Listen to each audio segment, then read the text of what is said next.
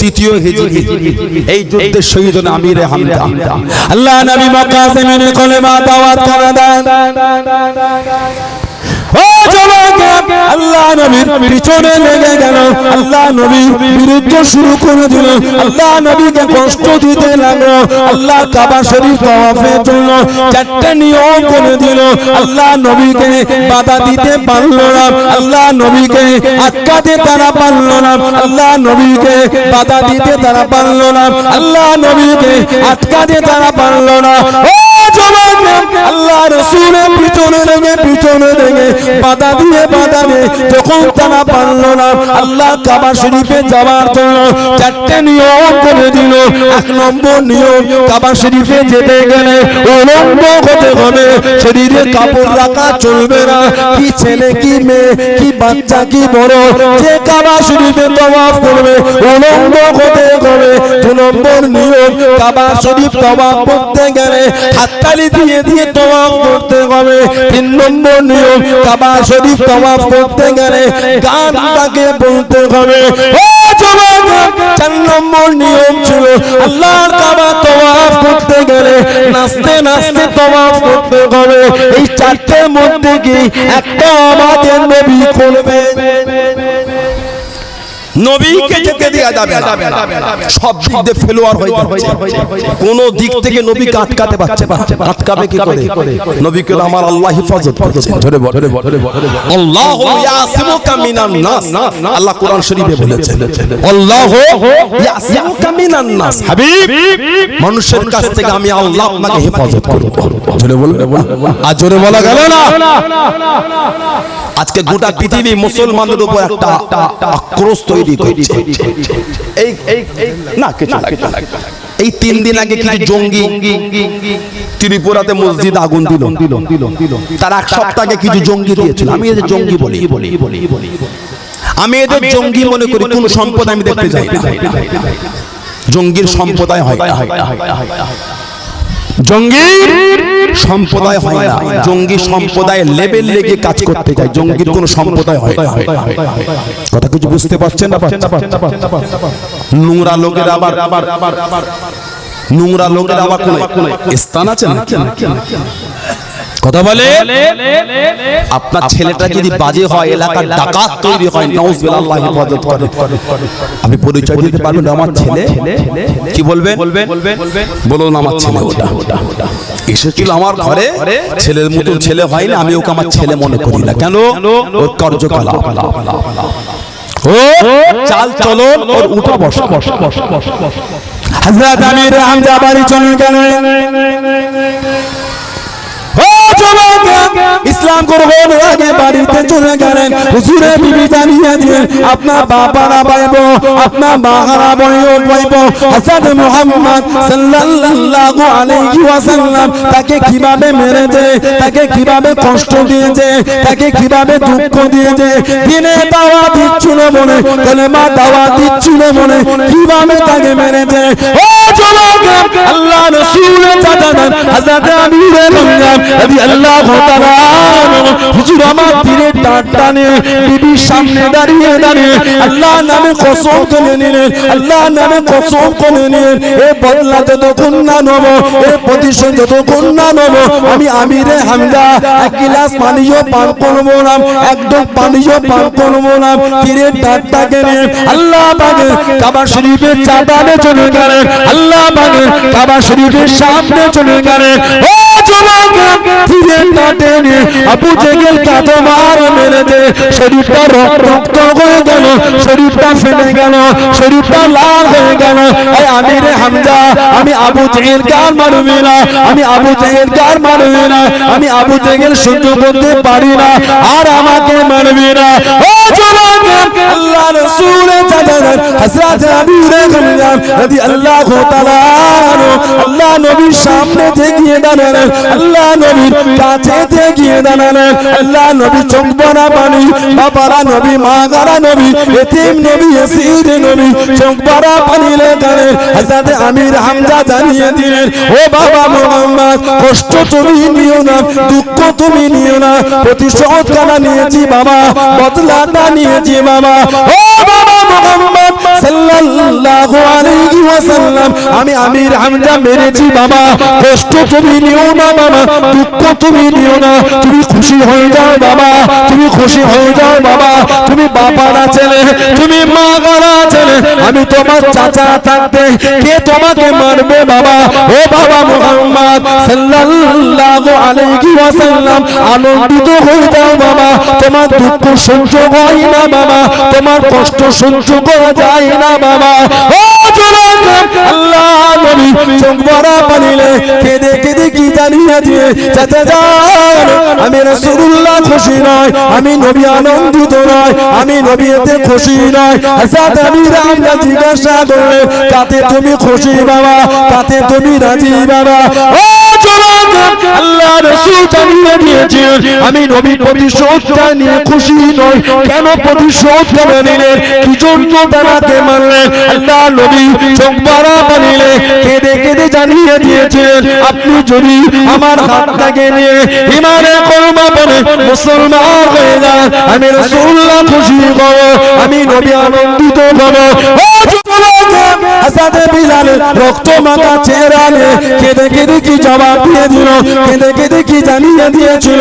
ও মক্কা নিষ্ঠুর, হে মক্কা বাসানীরা, হে মক্কা বেঈমান কাফেররা, হে উমাইয়া ইবনে খালদ, আমি বেলালকে তুই জানিস না, আমি বেলালকে তুই চিনিস না, আমি বেলাল আমার অন্তরে যে কলমা দিতে গিয়েছে, আল্লাহর ওয়াদা নিয়ে দিতে গিয়েছে, নবী মুহাম্মদের মুস্তাফার ভালোবাসা দিতে গিয়েছে।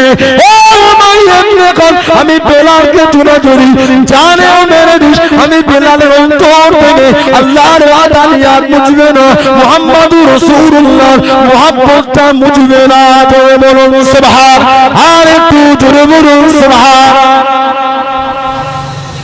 গোটা শরীর রক্ত, তখন আল্লাহর ওয়াহদানিয়াতে জিকির করে যাচ্ছে। হযরত আমির হামজা রাদিয়াল্লাহু তাআলা নবী বললেন কাপড়টা মাথার দিকে চাপা দাও, পায়ের দিকে ঘাস তুলে তুলে চাপা দাও। সাহাবাদের জীবনগুলোকে দিনের জন্য কুরবানি করে দিয়েছে। মানবে মানার মতো মানেন, নবীর মানা ঈমান, নবীর মানা ইসলাম। সুবহানাল্লাহ বলবেন যে নবীর শান দরজা মাকামকে আল্লাহ এতটাই আলা করেছে। আল্লাহর রাসূল সাহাবাদের নিয়ে ওয়াজ করতে মাঝে মাঝে নবীর জবান শরীফের অষ্টে সাহাবারা বুঝতে পারতে সাহাবা বুঝতে পারতেন, নবীর কাছে আদবের সাথে বলতেন রাইনা ইয়া রাসূলুল্লাহ, রাইনা ইয়া রাসূলুল্লাহ, রাইনা ইয়া রাসূলুল্লাহ। হুজুর একটু আমাদের দিকে তাকান, হুজুর একটু আমাদের দিকে দেখেন। সাহাবারা বলতেন নবী পাকের দিকে জীবনও মন করে তাকাতে পারলে নবী পাকে যখনই চোখ তুলে তাকাতে পারতাম, চোখটা নিচু হয়ে যেত। নবীকে যতই দেখতাম মন ভরতো না। জোরে বলে, আর জোরে বলা গেল না?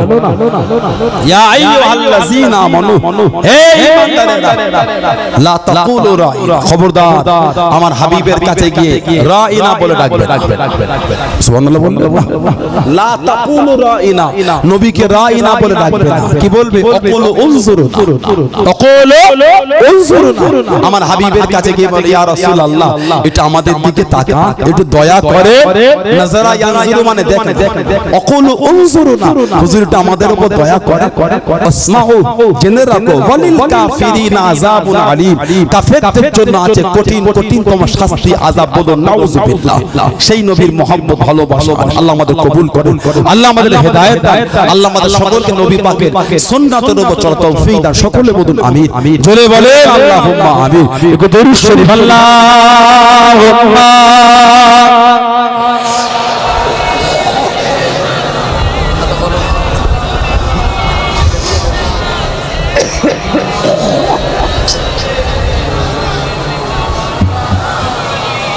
আল্লাহুম্মা সাল্লি আলা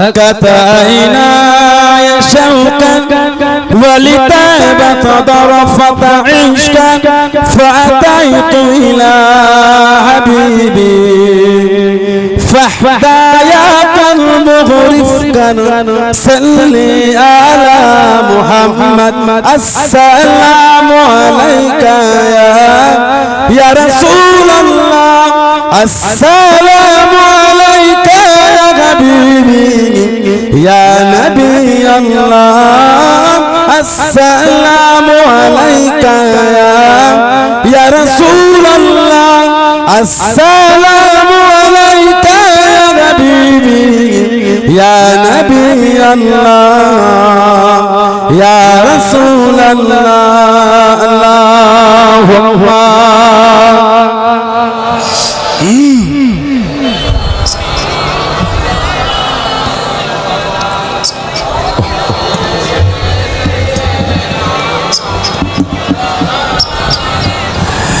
قلب بالحق تعلق وبغار حراء تعلق يبقي أسأل خالقه فأتاه الوحي فأشرق اقرأ يا محمد السلام عليك يا رسول الله السلام عليك يا حبيبي يا نبي الله السلام عليك يا رسول الله السلام عليك يا حبيبي يا نبي الله يا رسول الله يا طيبة جئتك صوفا لرسول الله محبا بالروضة سكنت روحي وجبال العادي محمد يا طيبة جئتك صوفا لرسول الله محبا بالروضة سكنت روحي وجبال العادي محمد السلام عليك يا رسول الله السلام عليك يا حبيبي يا نبي الله السلام عليك يا رسول الله السلام عليك يا حبيبي يا نبي الله يا رسول الله اللهم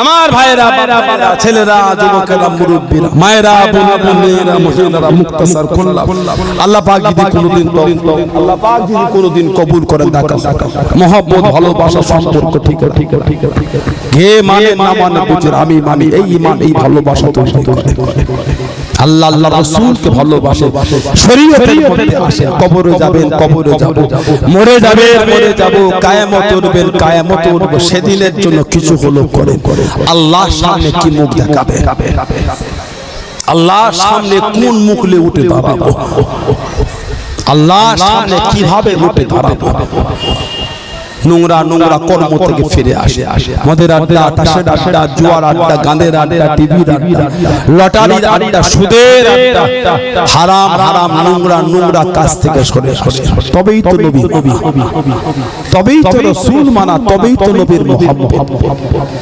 মনটাকে নরম হয় একবার কি কবরের পাশ থেকে গেলে কবরটা দেখো কি মনটা কাঁদে না কাঁচা কবর নিজে হাতে করে মাটি দিলে কাঁচা কবর খাজুর গাছের পাতাগুলো কাঁচা থাকতে থাকতে শুকিয়ে ঝরে ঝরে কাঠ হয়ে পড়ে গেল চার কোণে চারটে বাঁশ পোতা দিনে দিনে শুকিয়ে গেল ঝরে ঝরে ক্ষয়ে ক্ষয়ে ডেমুকে খেয়ে খেয়ে সব মাটির সঙ্গে মিলে গেল একদিন আমার আপনারা তো কবর হবে বলে মনটা কি কাঁদে না সেদিন কবরে আমি আপনি একা পুকুর ধারে কবর পুকুর ধারে কবরস্থান পুকুর ধারে কবরস্থান কবর খুললেই পানি ওঠে এলাকা এলাকা এলাকা কবর খুললেই পানি ভেলান ভেলান ভেলা বালু রাত বালু রাত বালু জানাজা হয়ে গেল, বালতি করে ছেঁচে ছেঁচে পানি ফেলে, ছেঁচে ছেঁচে পানি ফেলে, আবার পানি ওঠে, আবার পানি ফেলে, আবার পানি ফেলে, আবার পানি ওঠে। কিছু কিছু কবরে ভেলা দিয়ে তার উপর কলার ভেলা লাশ রেখে দেয়। কতক্ষণ রাখবে? ওই যে মাটিটা দিয়ে চলে এলেন, পানি কি যাওয়া বন্ধ হয়ে গেল? কি বলে? মুমিন যদি হয় কবরটাকে আল্লাহ এত বড় করে দেবে, চোখের দৃষ্টি যত দূর যাবে তার চাইতে কবর বড় বলে বলা গেল না? আল্লাহ আমাদের কবরটা ওই রকম করে দেন, বলুন আল্লাহুম্মা আমিন। বলেন আল্লাহুম্মা আমিন। গুনাহগার যদি হয়, ফাসিক যদি হয়, সুদখোর হারামখোর লটারি কাটা বেনামাজি যদি হয়, নোংরা যদি হয়, কবরটাকে আল্লাহ এত সংকীর্ণ করে দেবেন, একদিক থেকে আরেক দিকে কট ফিরতে পারবে না। বলেন না নাউযুবিল্লাহ, জোরে বলে আস্তাগফিরুল্লাহ। সেদিনের কথা কি মনে পড়ে একটু ভয়ও লাগে? বলেন আমাকে, মানুষের কবর খুললে আবার কবরের ওপর দিকে তাকিয়ে একবার দেখবে। মুরব্বীরা মারা গেল এলাকায়, কবর খুললে একবার কবরস্থানে গিয়ে শোবেন, শুয়ে একবার দেখবেন মনের কাইফিয়াত, মনের ফিলিংসটা কেমন হচ্ছে। তখন বুঝবেন কবর কি জিনিস। সামান্য রাত্রে ঘুমোতে ঘুমোতে কারেন্ট চলে গেলে, ঘেমে গিয়ে ঘুম ভেঙে গেলে দম আটকে যায়, চিকবিগিয়ে ওঠে, মোবাইলটা খোঁজে একটু লাইট জ্বালাবার জন্য। কথা ঠিক বললাম না ভুল বললাম? সামান্য কারেন্ট চলে গেলে চিকবিগি উঠি, বুক ধরপড়ানি শুরু হয়ে গেল। কেন? অন্ধকার। তাতে যদি এই হয় কবরে কি হবে? আল্লাহ আমাদের সকলকে মাফ করে দেন, বলুন আল্লাহুম্মা আমিন। বলেন আল্লাহুম্মা আমিন। আল্লাহ আমাদের প্রত্যেকের আব্বা আম্মা, প্রত্যেকের আহলিয়া, প্রত্যেকের সন্তান সন্ততি আলা আওলাদ, প্রত্যেকের ভাই বোন, দাদু দাদি, নানা নানি, শ্বশুর শাশুড়ি, বংশের মাই মুরব্বি, আল্লাহ দয়া করে গোটা পৃথিবীর মুমিন মুসলমানকে আল্লাহ মাফ করে দেন, বলুন আল্লাহুম্মা আমিন। জোরে বলেন আল্লাহুম্মা আমিন।